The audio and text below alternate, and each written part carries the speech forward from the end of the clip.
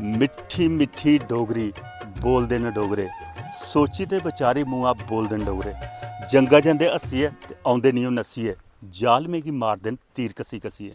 दोस्तों जालमे ते तीर कसी कसियै मारदे न, पर शिवे दे द्वार जल मन भद्दा ढालदे ते देवी दे चाढ़दे छिल्ली।